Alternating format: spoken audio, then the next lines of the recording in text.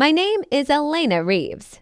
And at 32, I learned that the mother who slammed the door in my face 9 years ago had been keeping a spare key hidden in case she ever needed something. The morning I found her sobbing at my gate, she didn't ask how I'd been. She didn't apologize for the decade of silence. She asked if there was room for her in the house she'd told me I'd never deserve. My husband Marcus stood behind me on the porch we'd built together, his hand steady on my shoulder. Our daughter played in the yard my mother had said would never be mine. They had no idea what I'd already decided the day she'd chosen her pride over my happiness, or that the security camera above the gate had been recording every word she was about to say. What happened over the next 2 weeks turned every assumption my family had made about my life completely inside out, frame by frame. Welcome back to Revenge Camera Stories, where the people who were cut out of the picture finally get to develop it themselves. If a story ever made you wonder what you'd do when the person who abandoned you comes back needing rescue, stay with me. Drop a comment about what you would have done and be sure to subscribe. Let me take you back to that summer day 9 years ago when I became invisible to my own mother. I'm a photographer. I shoot weddings mostly, though I've built a name doing family portraits and commercial work. I see the world in frames, in moments worth capturing, in light and shadow and the space between what people show and what they hide.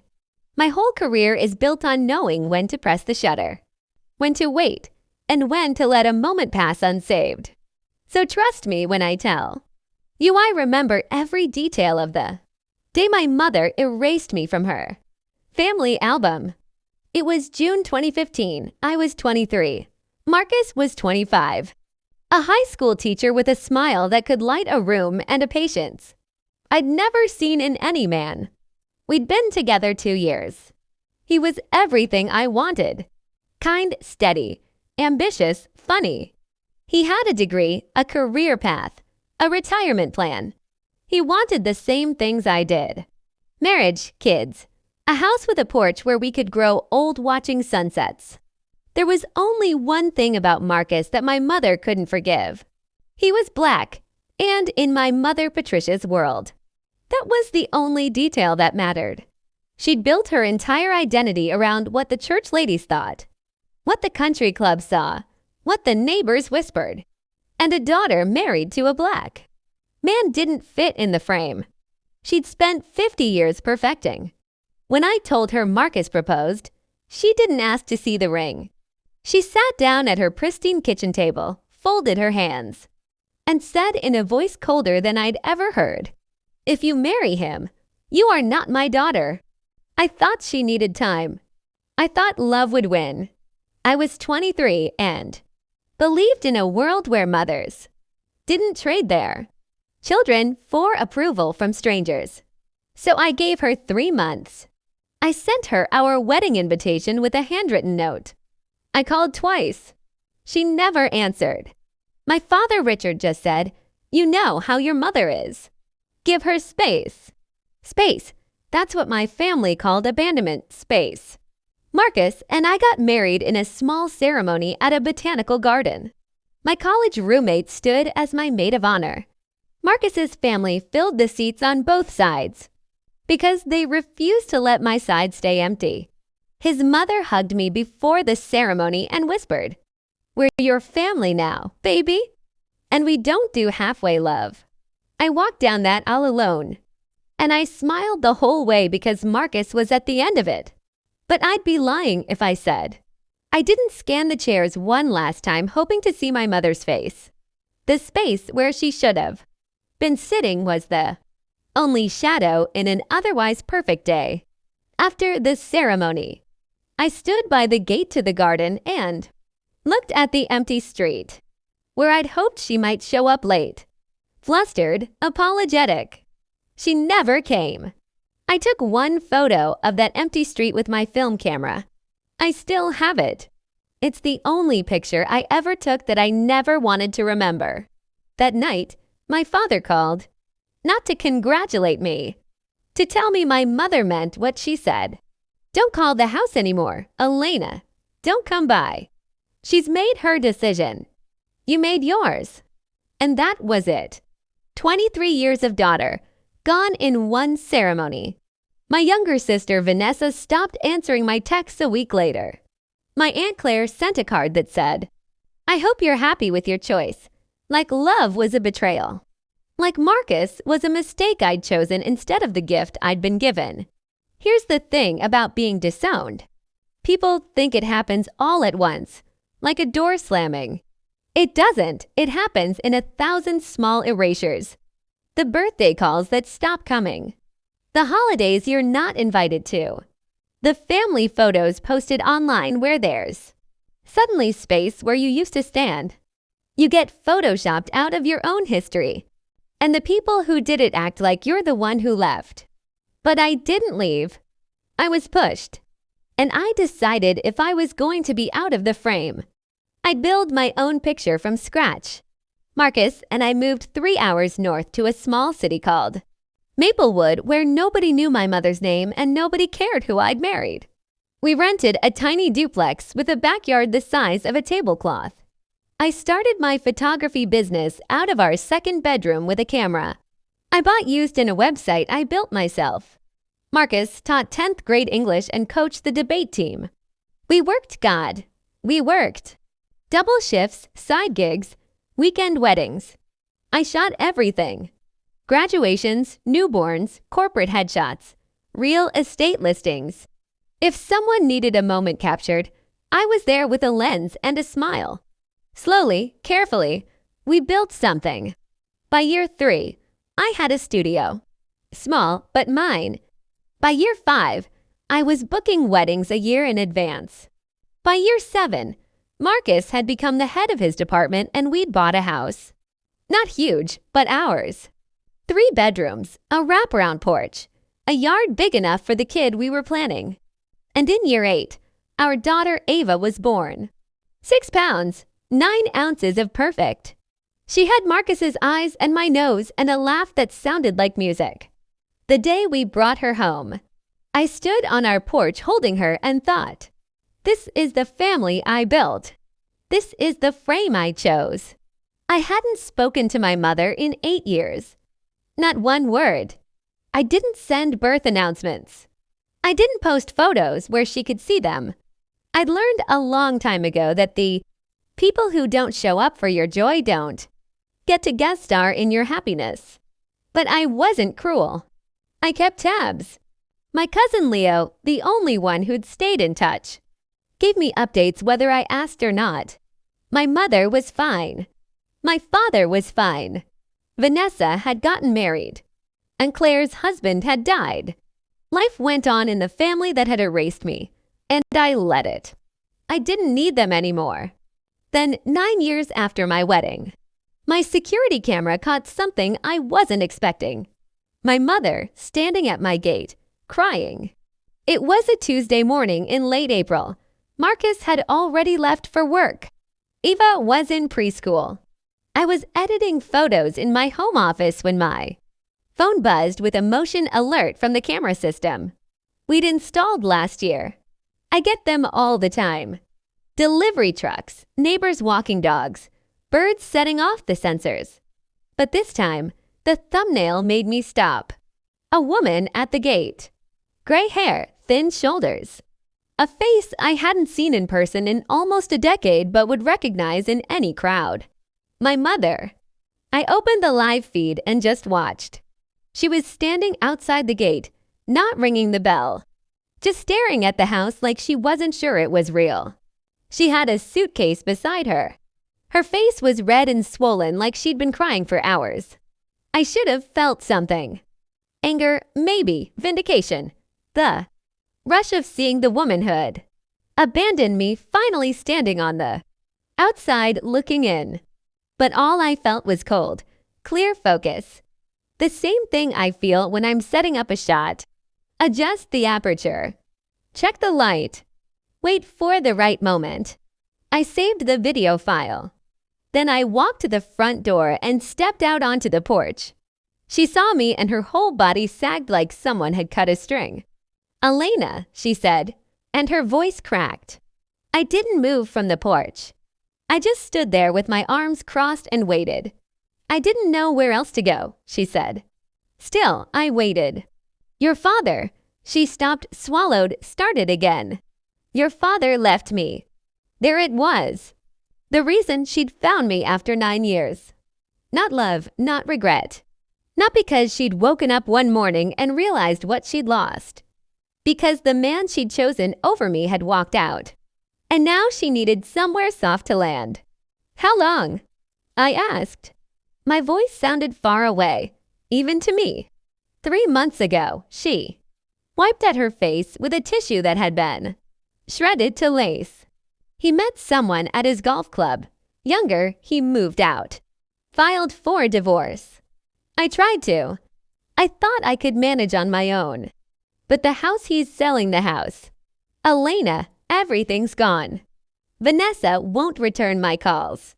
Claire said she doesn't have room. I didn't know where else to go. I finished for her. "You said that already." She looked up at me standing on the porch of the house she'd said I'd never have.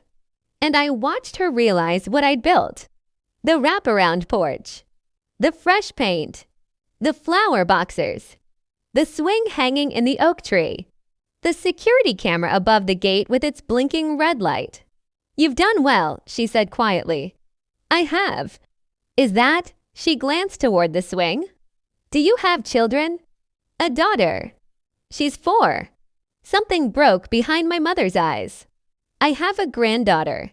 "You had one for 4 years," I said. "You just didn't want her." "Elena, please." "Why are you here, Mom?" She looked at the suitcase. At the gate. At me. "I need help." And there it was. The truth in its simplest form. Not "I'm sorry," not "I was."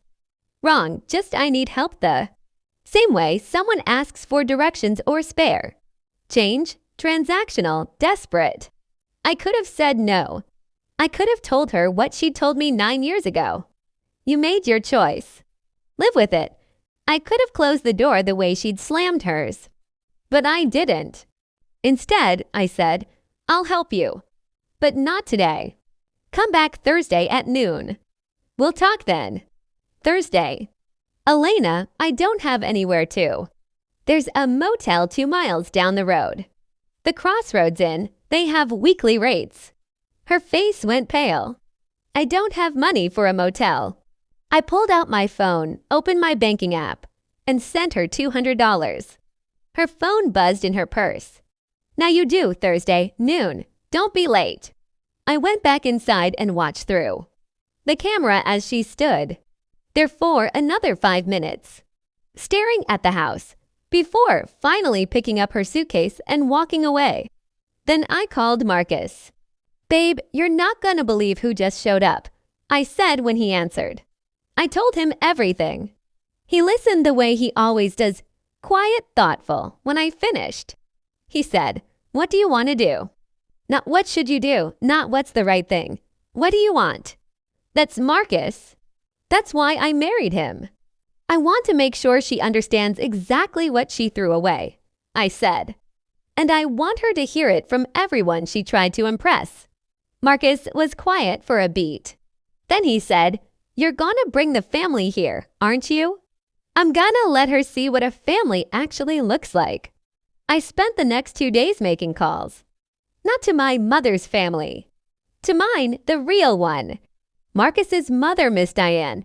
His sisters Shauna and Keisha. His brother Troy, my college friends. My business partner Amy. The families whose weddings I'd shot who'd become my friends.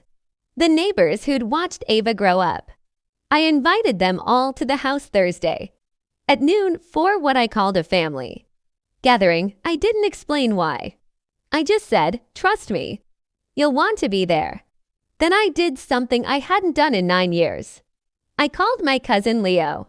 "I need you to bring someone Thursday," I said. "Who?" "Vanessa. Tell her Mom's going to be there."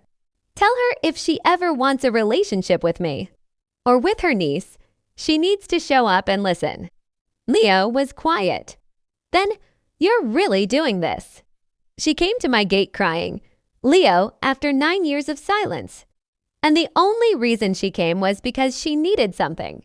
So yeah, I'm really doing this. Thursday came. By 11:30, my house was full. Miss Diane in the kitchen making sweet tea like she owned the place. Shauna and Keisha setting up folding chairs in the living room. Troy helping Marcus move furniture. Ava running between everyone's legs.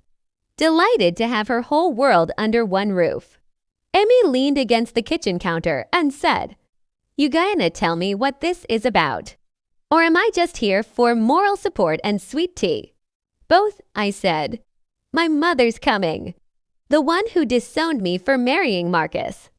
Amy's eyes went wide. "Oh, this is gonna be good." At 11:55, Leo's car pulled up. He got out. Vanessa did too. She looked older, tired, she saw me through the window and her face did. Something complicated. At exactly noon, a taxi pulled up. My mother got out, paid the driver, and walked to the gate. I met her there. Behind me, through the open door, she could see the house full of people. Hear the laughter. Smell Miss Diane's cooking. "You said we'd talk," my mother said. "We will," I said. Inside with everyone. Her face went white. "Elena, I thought." "You thought what?" "That you'd come in, tell me your sob story, and I'd hand you a key? That we'd have some private little conversation where you could cry and I'd forgive. You and we'd pretend the last 9 years didn't happen." I shook my head. "No, Mom, you disowned me in front of your family. You're gonna hear the truth in front of mine." I opened the gate. She didn't move. "You can come in or you can leave," I said.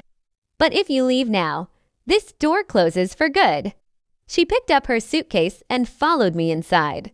The house went quiet when we walked in. Every face turned. My mother saw them all. Marcus's family, who she'd never met. My friends, who'd been there for every milestone she'd missed. The neighbors. The kids. The life I'd built without her. And then she saw Vanessa standing near the back, and something in her crumpled. "Sit down, Mom," I said, pointing to the chair we'd set in the middle of the room. She sat the suitcase at her feet. Everyone watching. I stood in front of her and I didn't yell. I didn't cry. I just spoke in the same calm voice I use when I'm directing a portrait session. 9 years ago, you told me if I married Marcus, I wasn't your daughter anymore. Do you remember that? She nodded, tears already streaming. You didn't come to my wedding. You didn't call. You didn't send a card. You erased me because you cared more about what the country club thought than about my happiness. Elena, I was wrong. I'm not finished. My voice stayed level. For 9 years, I built a life. Marcus and I worked 2 jobs each to afford our first apartment. I started my business in a spare bedroom with a used camera. We saved 4 or 5 years to buy this house. We got married by people who loved us. We had a daughter who you've never met. We built a family. I gestured to the room full of people. This is my family. Mom, Miss Diane, who taught me how to make cornbread and held my hand when I went into labor. Shauna and Keisha, who threw me a baby shower you were never invited to. Troy, who helped us move into this house. Amy, who's been my business partner for 6 years. These neighbors, who watch Ava when we need help. These people showed up. For birthdays. For bad days. For every moment you decided wasn't worth your time. My mother was sobbing now, but I wasn't done. You came here because Dad left you. Because Vanessa won't help. Because Claire doesn't have room. I'm not your daughter, Mom. I'm your last option. And I need you to say it out loud, in front of everyone here. So we're all clear about why you're really standing at my gate after 9 years. The room was silent except for her crying. "Say it," I said quietly. "I need help," she whispered. Louder. "I need help," her voice broke. "I need money. I need a place to stay. She couldn't finish. I crouched down so we were eye level. "Here's what's going to happen. You're going to stay in a room in this house for 2 months. In that time, you're going to get a job. Any job. You're going to save money. And you're going to figure out how to stand on your own. While you're here, you're going to be respectful to my husband, my daughter, and every single person in this room. You're going to apologize to Marcus for 9 years of silence, based on nothing but the color of his skin. And at the end of 2 months, you're going to leave and build your own life." I stood up. "But before any of that happens, you're going to do one more thing." I pulled out my phone and opened the video from the security camera. The footage of her crying at my gate. "You're going to watch this video and remember what it feels like to stand on the outside of someone's life, hoping they'll let you in." I hit play. The room watched the screen. My mother, sobbing at the gate, lost, desperate.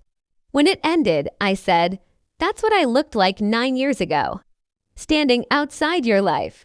The difference is, I'm opening the door. But you don't get to pretend the last 9 years didn't happen.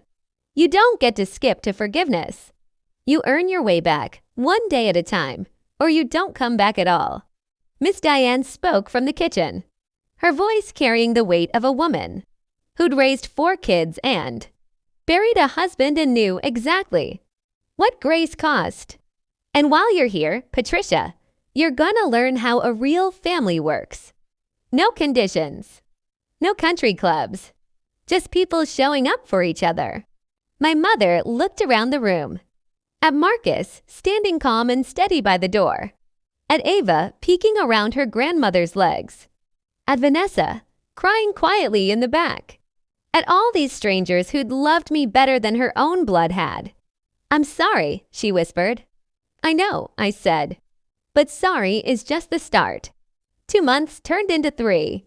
My mother got a job at a local bookstore, started therapy, learned Ava's favorite bedtime story, apologized to Marcus a dozen times until he finally said, "Patricia, I forgive you. Now forgive yourself." She left in July with enough saved for a deposit on a small apartment 2 towns over. Not far, but not here. She hugs Ava every Sunday now, calls me once a week, sends flowers on my anniversary. Vanessa came back into my life slowly, carefully. We're not where we were, but we're somewhere. My father never apologized. I don't expect him to. Some people can't see past their own reflection long enough to notice who they've hurt. People ask me if I regret letting my mother stay. I don't, but I don't regret the 9 years without her either, because those years taught me something my mother's house never did. Family isn't the people who claim you when it's convenient. It's the people who show up when it's hard. That's my story. 1 wedding, 9 years of silence, and a mother who learned too late that love doesn't wait for permission from strangers. If this reminded you that the door you close to protect yourself isn't the same as the wall someone else builds to shut you out, take that as your sign. You get to decide who earns their way back in. Share this with someone who needs to hear it. Drop a comment telling me where you're watching from and what you would have done at that gate.